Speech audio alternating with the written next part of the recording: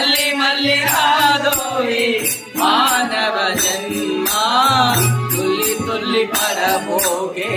సుందరి బొమ్మ